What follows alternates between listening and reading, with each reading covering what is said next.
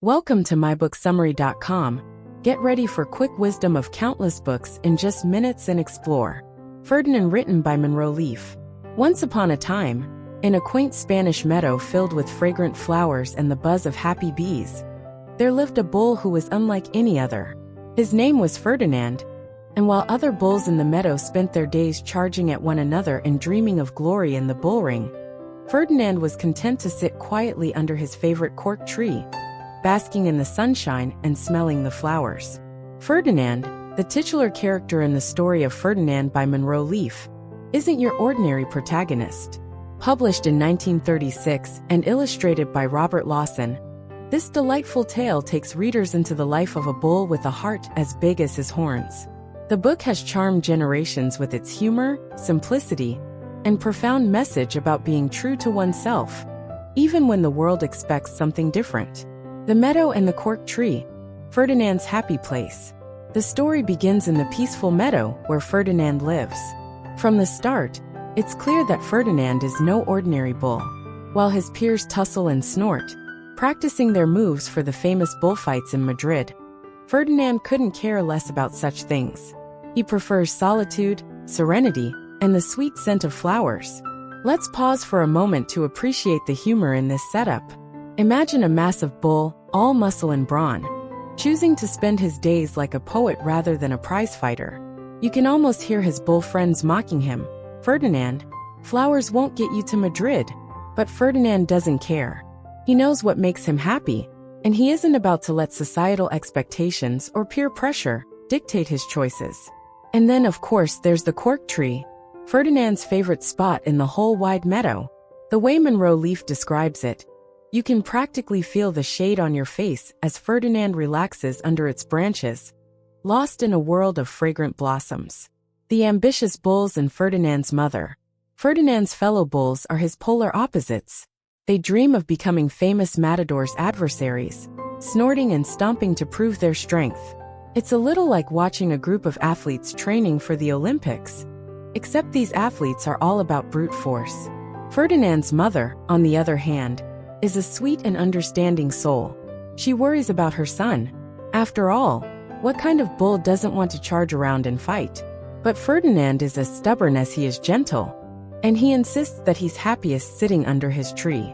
His mother, in a lovely show of maternal wisdom, lets him be. If that's what makes him happy, she seems to think, then who am I to stop him?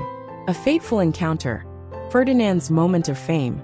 Life goes on peacefully for Ferdinand, until one day, everything changes. It starts innocently enough. Ferdinand, now a grown bull, is sitting under his beloved cork tree, enjoying the flowers as usual. But then comes a bee, minding its own business. And here's where Ferdinand's love of flowers takes a humorous turn. He sniffs too hard, and the bee stings him. Now, if you've ever been stung by a bee, you know it's no laughing matter. But imagine a giant bull, who's spent his whole life being gentle, suddenly leaping into the air in a mix of pain and panic. He kicks, snorts, and charges around the meadow, completely out of character. And wouldn't you know it? Right at that moment, 5 men arrive in search of the fiercest bull to take to Madrid for the bullfights. The men see Ferdinand's unexpected display of ferocity, and assume they found the perfect bull. This one's a real fighter, they probably say, not knowing that Ferdinand is just trying to escape a bee sting.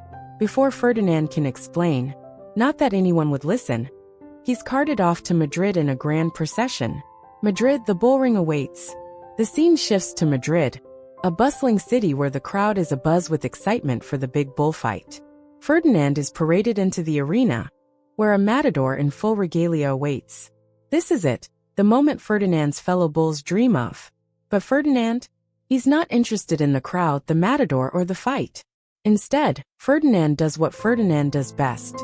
He sits down, right there in the middle of the arena, and not just anywhere. He picks the perfect spot where he can smell the flowers the ladies in the audience are wearing. The crowd, expecting drama and danger, is utterly bewildered. The matador, who's spent years perfecting his skills, is left flummoxed. How do you fight a bull that refuses to fight back? The humor here is subtle but brilliant. Ferdinand's quiet defiance reduces the spectacle of bullfighting to absurdity. The aftermath. Ferdinand's return to the meadow. With nothing to do and no fight to watch, the crowd loses interest. The matador, unable to provoke Ferdinand into action, admits defeat.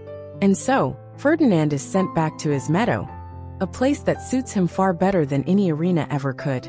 Back under his cork tree, Ferdinand resumes his peaceful life, surrounded by flowers and free from the pressures of being something he's not. The story ends on a note of contentment, with Ferdinand happy and at peace, having stayed true to himself despite the world's attempts to change him. Themes and messages. More than just a children's story.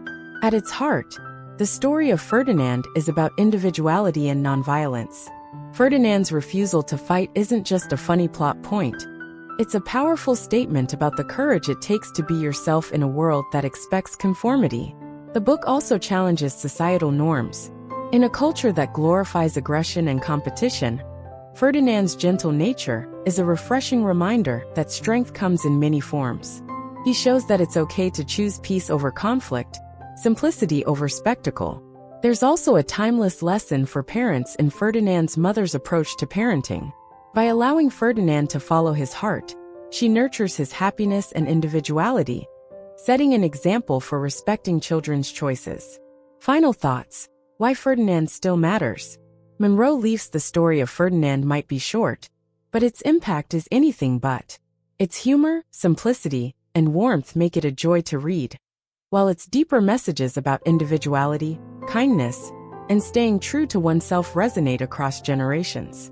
Ferdinand's tale reminds us that life isn't about meeting others' expectations or fitting into predefined roles.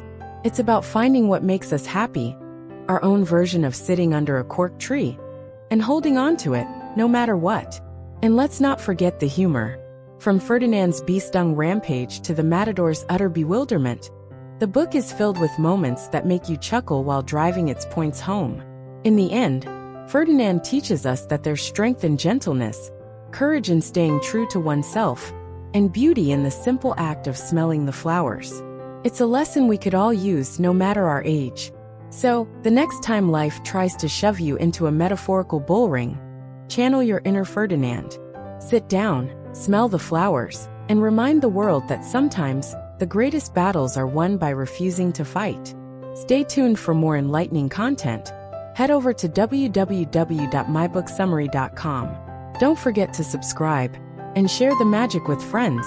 And let's grow together through the power of books and interesting stories.